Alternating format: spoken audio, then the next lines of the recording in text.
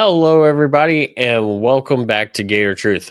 I'm Daniel, and on this episode, we're going to talk about Tennessee's 31 to 11 victory over the Florida Gators in the Swamp this past Saturday. And I've got to say, not a great game from Florida, but congrats on Tennessee and overcoming a 20-year losing streak to not make it go up to, I believe it would have been 26 before they had the chance, because it would have been 22 here, but I don't think the Vols come back to the Swamp for 4 years. Yeah, and it's easy to say, well, Florida's a 3-8 team, but we had a 4-8 team in 2013. One of the wins was over the Vols. We had a 4-7 team in 2017. One of the wins was over the Vols. This year just did not get the job done. If the team that played against Ole Miss showed up, it definitely should have been a game, but instead this was the team that played against Kentucky and didn't show up. And I'll talk about some of my thoughts on that a little bit later. But with that said, let's go ahead. Let's just get into it, not drag it out too much further for everyone. I did say first key on the offense was fine. The passing game, we definitely did not. Only 116 yards passing. DJ Lagway 11 for 17 officially. With that said, I don't know if this game changes at all. If Jaden Baugh, if his big 40, I believe it's 42-yard catch and run doesn't get called back there on the first drive. Of course, Austin Barber being called with the hold there. And then next thing we know, we're lining up 5 wide, and my brother and I look at each other and say QB draw. And sure enough, we do for pretty much no yards, followed by a very Billy Napier-esque screen pass on 3rd and forever, which I know some teams do that. But when you do it so much, it's predictable. It's not going to get you anything. It's a waste of play. Might as well try going downfield. But that is what it is. Still don't know how you do this bad, injuries or whatever aside, against, again, what I put before, 115th team against the pass, 86 overall. I've got, again, there are a lot of feelings I have to say about this team and offense going forward, and I'm not talking about for just the season, but I will definitely say some of that at the end. Offensive line, tight end, improved blocking. They had been a mixed bag all season, and they did not do well this year. DJ Lagway under plenty of pressure throughout the game. Also, DJ Lagway's running, just to bring this up, 10 carries, 40 yards. Sounds great, 40 yards per carry. But as you know, if you've listened to the show or watched on YouTube long enough, sometimes I like to look at what the long carry was and see what do we average outside of one big play. Well, DJ Lagway, of course, had the great 38-yard run. Well, outside of that, he had 9 carries for 2 yards. That's about 0.2 yards per carry. I think it's 0.21 is what that would come down to, or like 0.215 or something. But either way, not great. And I'm sure someone's going to do the math and say, it's actually this. Do that if you want. But the point is, outside of 1 carry, we had 9 carries that went nowhere for DJ Lagway, one of which we talked about, that second down carry that everyone saw coming, including Tennessee. And it's not really helping when your offensive line is not doing well. And by far, I'm not just going to put it all on Lagway, but I'm also not going to say he did poorly on his own at times. But at the same time, the offensive line, the blocking did not help. I will say Jaden Baugh, 18 carries, 96 yards. He's almost as close as anyone's been to 1,000-yard rusher. But still, only 96 yards, and we go into key 3, which was run the ball. Tennessee had given up over 100 multiple times. On my appearance on the Vol Fanatic show, Jaden Baugh was Michael's big concern because they had given up so many yards on the ground to other teams. And here we couldn't even go and do that. We couldn't take advantage of one of the worst passing defenses in the nation. And you can't do that. You're going to lose. I am glad that the scoring streak is alive. I know some people may not care about that, but when you realize the 2 next closest teams with an active streak, one is TCU, which is whatever to most people, or at least most Gators. But the team after them is Georgia. I don't want Georgia surpassing us. We can lose the streak sometime. Hopefully we never lose it. But if we lose it, hopefully it's sometime way in the future where Georgia's already had a game where they've been shut out and will not take over the streak in any of our lifetimes. With that said, that is what I'm big on. I'm glad we kicked that field goal, especially after we missed the one earlier. And then there was that great pass to Jaden Baugh for the touchdown. And then, of course, the 2-point conversion play. And those are the flashes we've seen from DJ Lagway. Lots of things that need to get fixed, but definitely something that I'm personally not throwing him out with a bathwater, although we'll get into what I would do, among other things, a little bit later.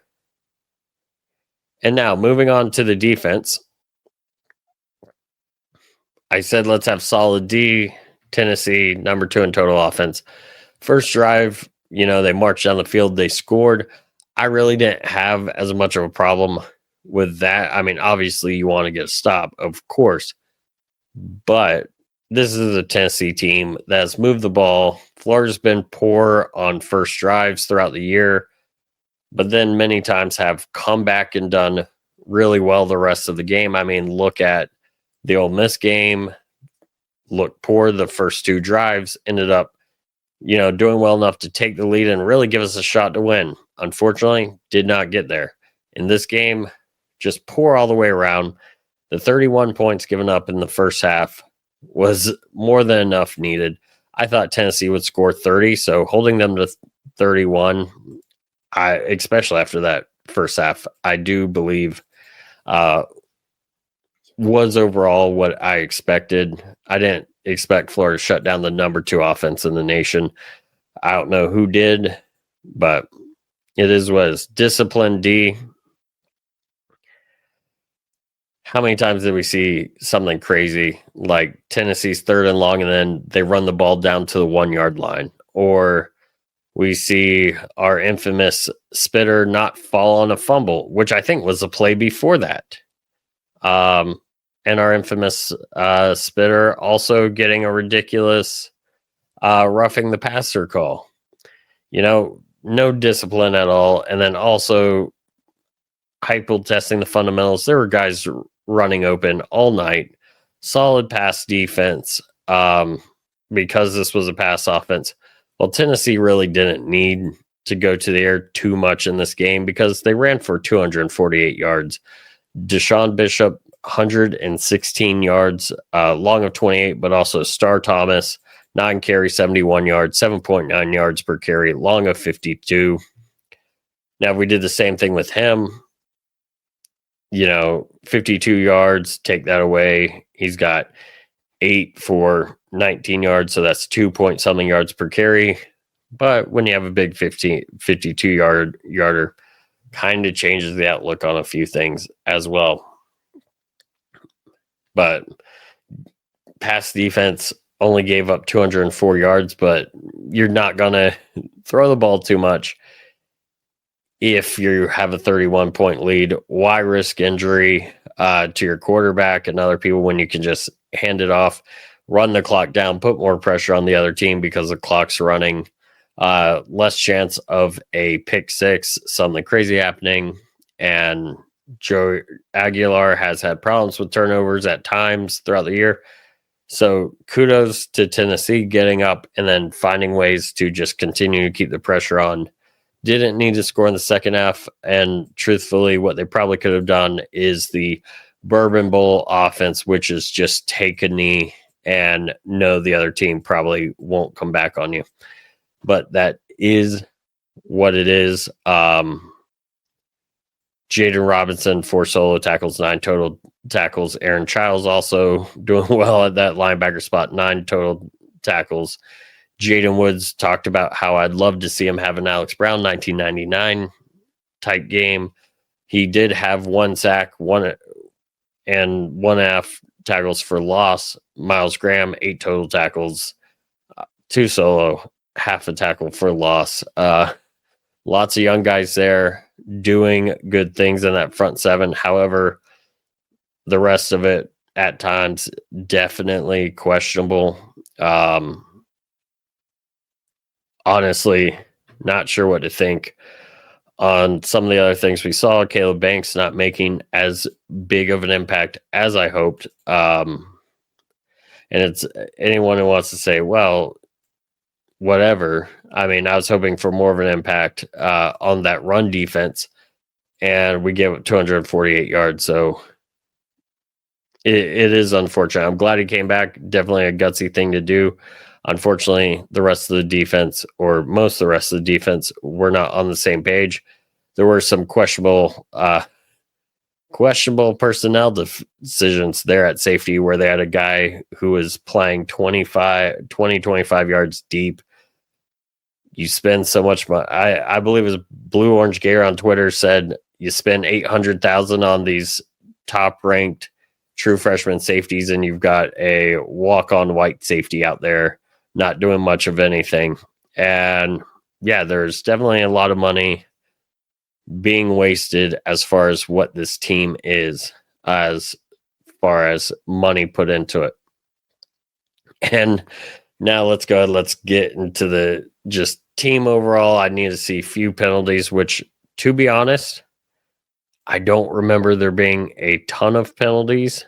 However, yeah, we only had 3 penalties. However, 2 of those penalties, a roughing the passer and a holding, were massive. Very, very big. I don't like it.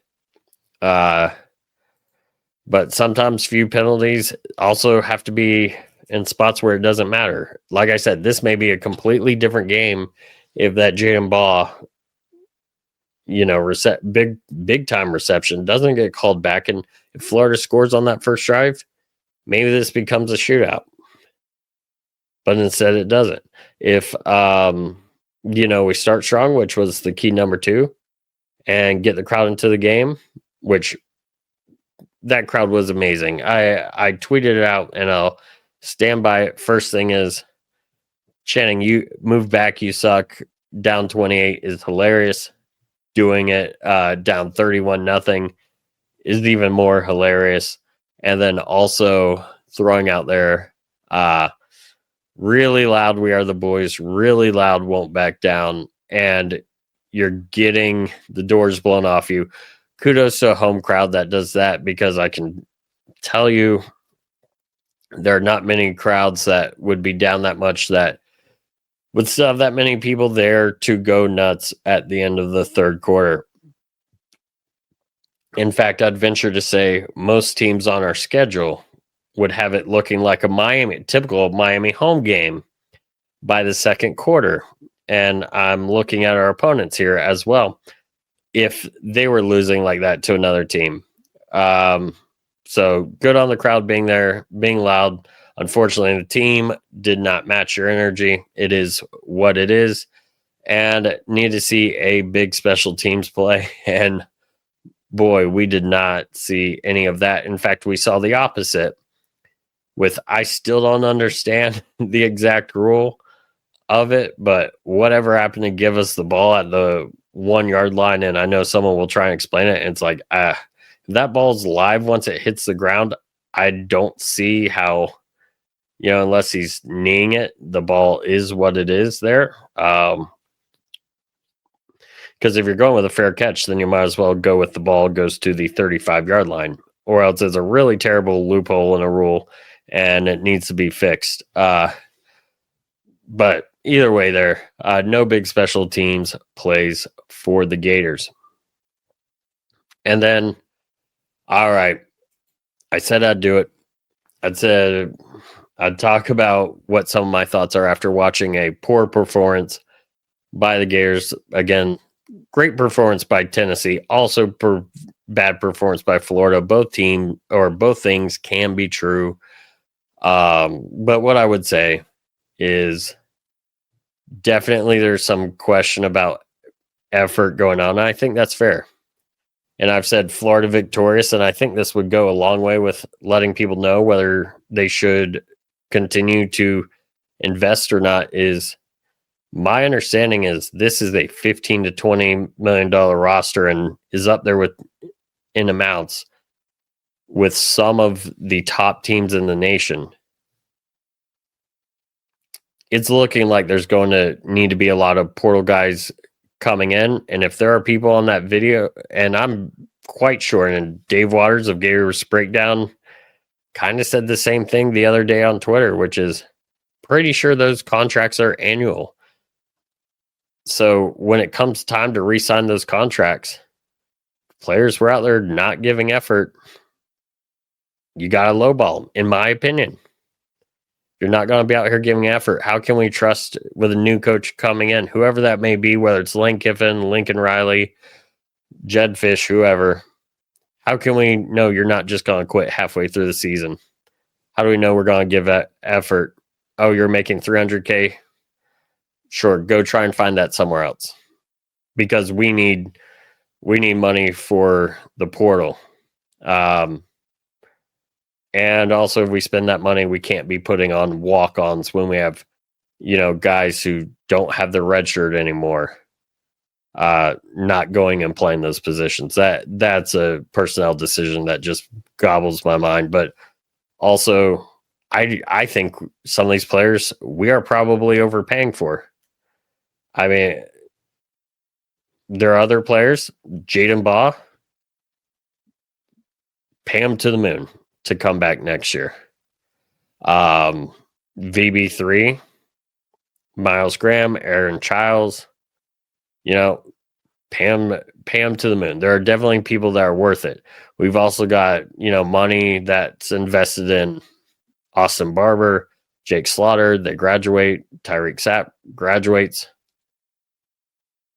Think that all needs to go to a portal. I don't know if a dime of their money needs to go to anyone on this roster because there are some that have shown it, but who else there?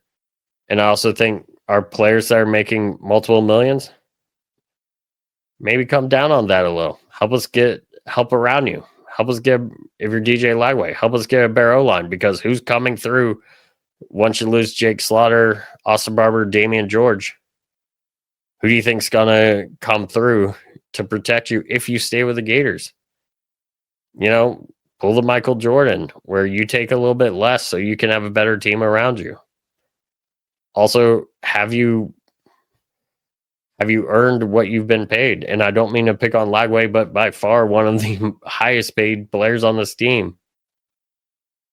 So, but also more, I'd put the substantial majority of money, especially after the poor efforts against Kentucky, poor effort against Tennessee, and if it's this bad against FSU, I would say if the reported new coach gets $25 million in NIL, that number's been thrown out there. I've seen it. I don't know how accurate it is.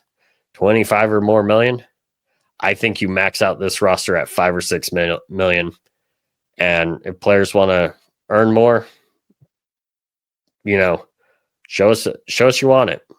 Show us the effort in the next year, and maybe the year after we'll take care of you. But you've shown us you don't this year for some of them, not all. Again, special shout out to those who are going out there, the legacy guys, the Aaron Childs, the Jake Slaughters of the world, Jaden Baugh, doing well. But if this is a top money spending roster and it's performing like this now, a lot of that is coaching. But I really would take the money and whoever comes in, bring them in a great portal class, and then see what happens from there. But with that said, not a great performance from Florida. Tennessee gets its first win in Gainesville since 2003. Streak had to end at some point, but it's sad it ends when there's not another chance to get it back for 4 years. But it is what it is. We will be having a new coach probably announced in the next week and a half, 2 weeks, and we'll see what happens from there. And until then, hey, we cheer it on. Hope we finish out the season strong against Florida State. Big rivalry. And I really think, this is a game. If people are thinking about coming back, show us you're worth even what your contract is. And with that said, thank you all for listening. And as always, go Gators.